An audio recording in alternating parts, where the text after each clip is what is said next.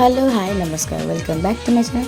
आपण मैंने तो माछर बहुत प्रकार रेसिपी खाई आज आप गोटे इंटरेस्टिंग माछर स्पेशल आइटमटे सेयार कर जार ना हूँ माछ पत्रपोड़ा।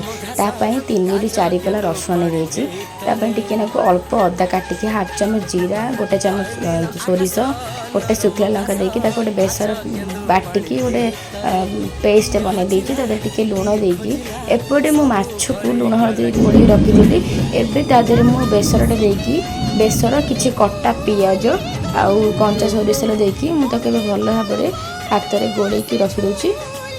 देखु माछटा एमती भाव में हाथ में भल भाव में गोल रखिदे। देखो ता फाइनल रिजल्ट केम देखा जाउची।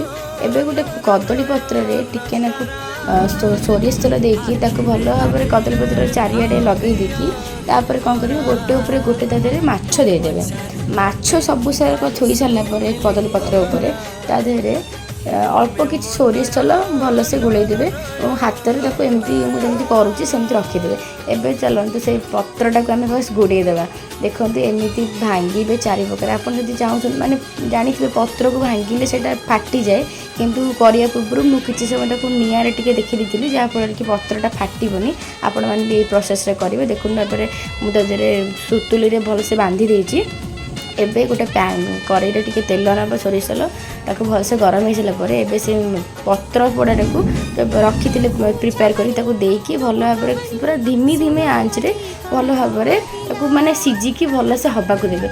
बहुत टाइम टेकन हम किंतु केबे भी जोर देवेनि निआटा को केबे जोर रखिबेनि जहाँफल कि पत्रटा पोड़ीज। एबे देखो यहाँ भलसे हो सारानी से सुतुली को हाथ में एमती फिटे देवे।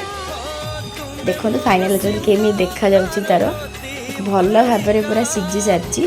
देखो को भी पियाज गोटे भी कंचा देखा जाऊनी भल भाव में माछटा माछ भी पियाज भी बेसर सब भल भाव में सिझी जाइए।